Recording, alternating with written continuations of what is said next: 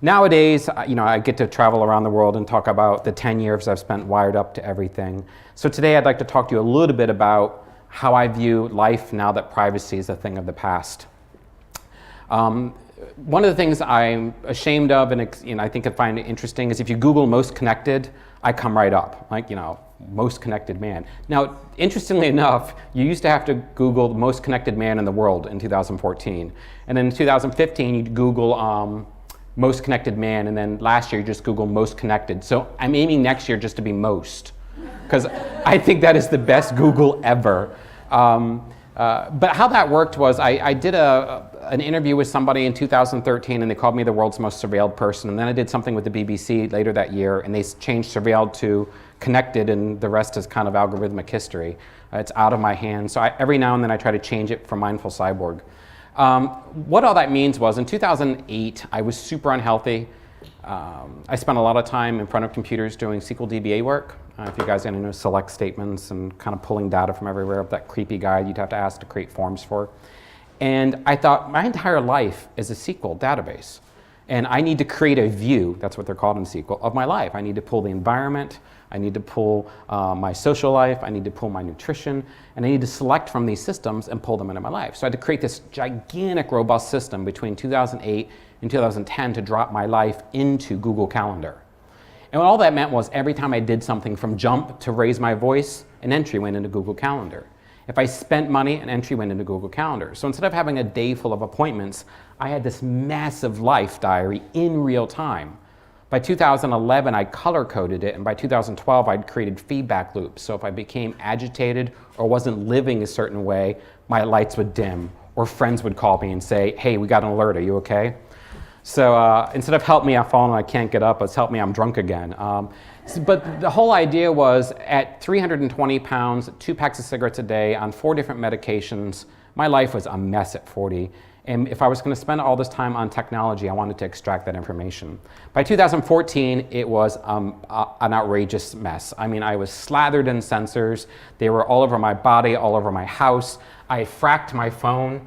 So I jailbroke it and started pulling everything out from ambient light to ambient sound. I now wear an ambient sound collector so I don't have to use my phone, jailbreak my phone.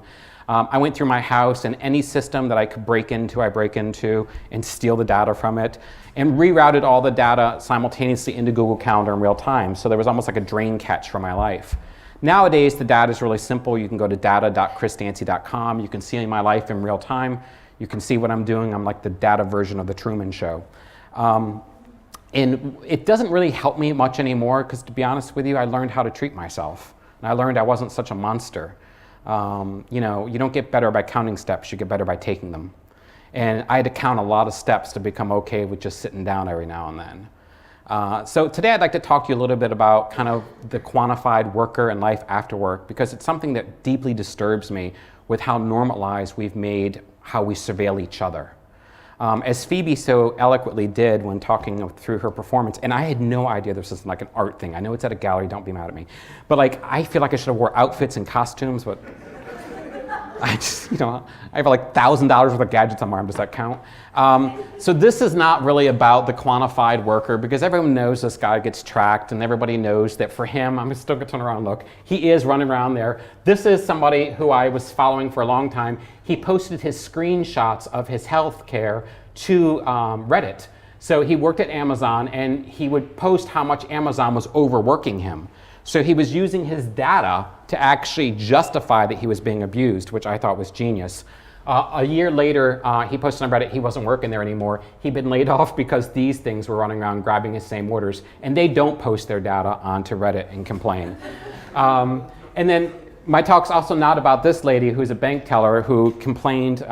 Just recently I was in talking to my bank teller, this is not her, and I said, I need to get some money. She goes, well, you can go to the ATM. I'm like, yes, but I'd like to get some money from you. But it's so much easier if you go to the ATM. And I just thought there, can't you see you're like asking me to leave the work? You need this job, don't you?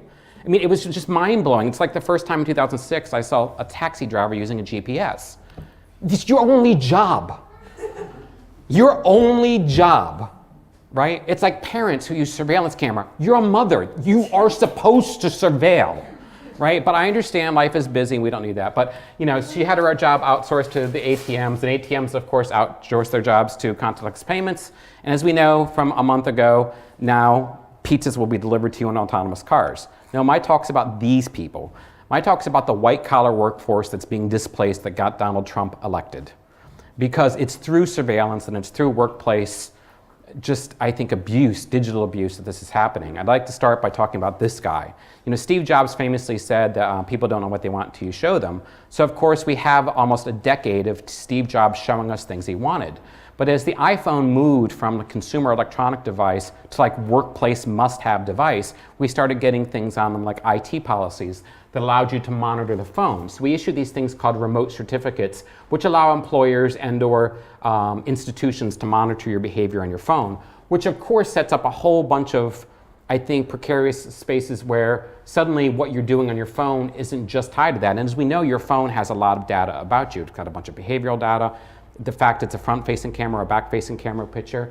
And of course, as Phoebe pointed out, this spun, and Wendy to that matter, spun a whole series of Silicon Valley startups that got on this quantified self phase. So this is an actual screenshot from a company that I did some consulting for. Everyone had to wear a band, and when you came in, you could see everyone on your team sleep and their steps. So literally, they would go to meetings and wait to see who was the most tired, and then gang up on that person. So the whole job was really not about the bosses surveilling it, it was like each other. And for me, this started with like out-of-office replies and how I used to try to game the system by putting out-of-office replies, and all the surveillance that I did just on my friends by looking at the properties and documents to see, did they really write it or did they copy it from someone because their information's still in there. So this kind of very passive-aggressive surveillance we do as white-collar workers. And then, of course, we've got what your employer keeps, which they kind of judge you in the score. They like to say it's gamification, but to me I call it shamification, because if you can shame me into doing something different or letting my coworkers pick on me, you have a real advantage over me. And it's one thing to have your whole workplace watch you. It's another thing to feel shitty about yourself. Sorry, crappy about yourself. There's a child here. To feel crappy about yourself because you shouldn't have that happen. But then, of course, in 2014, Steve Jobs and all their wisdom at Apple gave us HealthKit. HealthKit's on every phone around the planet right now, and then it got split into four categories: activity, nutrition, sleep, and mindfulness, because health is just not broad enough. So they did get very specific. And of course, that spun out this entire ecosystem of devices that could track and monitor workers. And of course, with that, now that the iPhone is behavior aware, we got things like CarPlay in 2015. So Apple knew that too many people were being distracted driving, so they made an operating system that ports from your phone out to your car, therefore making your driving habits along with your behavioral habits something that you could put code on. And when I say put code on it, it took them all of 1 year to create this functionality so that when you were driving your car and you were texting, it could lock you out. And why this is phenomenal to think about is because an IT department now, if you're under one of these controlled phones, can actually lock you out of your phone if you're driving out of safety. And I think we're not far from IT departments making decisions about what you should or shouldn't be doing. Now, they have no problem with you working around the clock and ignoring your family and your friends and your other coworkers. But they will keep you bound to a set of behaviors that you have no idea how bad this gets. And when you see people wearing these AirPods, the thing we don't quite understand about this is they're full of sensors that are measuring everything from body temperature to locomotion. So what seems like a harmless device to put in your ear to listen to music will let people know whether you're ill or not. Do not wear these on a plane in 3 years. You won't get in the country if you have a cold. And then, of course, we've got this new whole wireless charging onslaught. What I think is really phenomenal about the wireless charging phenomenon that we're about to see is because as these devices become easier to charge and easier to use and cheaper, we're going to see them on more and more people. And of course, the new iPhone is nothing more than a Microsoft Kinect strapped in that phone. So everything from watching your facial movement to understanding your facial gestures and moods to body temperature recognition from the color of your skin tone. Very, very profound. My prediction is by the end of this decade, you will live in an ecosystem of connected devices that are doing nothing more than monitoring you. You won't download applications in 5 years, you'll download habits. And what a habit will do is it'll smart condition around you, because it's doing it now, we just call those habits ads. And you will slowly be able to change. As someone who was 300 pounds and a smoker and a bunch of other things, I'm not that person anymore. I created my own sets of habits. I'm just telling you, be careful because it's going to be done to you. By the end of the decade, we're going to get more and more employers getting into microbiomes, genetics, neurological. Of course, Elon Musk has this brain interface called Neuralink. And I think the world in 2030 is a much, much different place for this. So I'd like to talk one last, before I finish up here, about Elon Musk. So Elon Musk is someone who believes that we're actually living in a simulation if you're into simulation theory. But I think he's a provocative person to actually watch, because the types of things he's building are so that we can get more software and more control and more surveillance out of these systems. This is a gigafactory that's being built, a projected model of it, so that we could power things like our autonomous cars. And what more is an autonomous car but a fully surveilled mobile workplace? I mean, I have a Tesla, all right? I get in it, it drives itself. I use it to kiss my boyfriend when it's driving itself. I don't use it to look at my phone. I think if you're gonna have an autonomous car, love someone. That's why we built the technology. We didn't do it so we could do more work, right? And of course, he has aspirations to use all of that money to get us to Mars. And I can tell you one thing, Mars is a completely controlled workspace. If you think surveillance is bad now, go to Mars for Elon Musk, because he'll make sure you live, because you're an expensive investment at that point. But as the talking heads said, you may ask yourself, well, how did we get here? I'd like to talk and close on this note and talk a little bit about the United States. In 2001, because of the terrorist act on 9/11, we passed the Patriot Surveillance Act, which basically gave the government access to surveil and keep track of what everyone was doing. By 2007, Edward Snowden had the PRISM leak, which went ahead and showed how everyone from Microsoft to Yahoo to Facebook was involved in the mass collection of our data, selling that back to the government. In 2008, when Barack Obama took office, I'm not sure how many of you remember this, he was not allowed to have a BlackBerry because it was too insecure. A BlackBerry is too insecure. He had to use a government-issued phone. So by 2009, Citizens United, which went to the Supreme Court, which was a decision that said corporations were people. By 2014, Barack Obama hired the first White House data chief. By 2015, the same man who 7 years ago couldn't have a BlackBerry now sported a Fitbit. So literally, the heartbeat of the president was on a server in Silicon Valley. Just 7 years later, something changed in those 7 years between what we consider sensitive and what we didn't. And we know that in 2016, Apple and the Department of Justice went at it to try to have access to jailbreak phones so they could get information from terrorists. And of course, Apple said, no, we won't give you that information. And the United States government said, okay, we'll try to figure it out.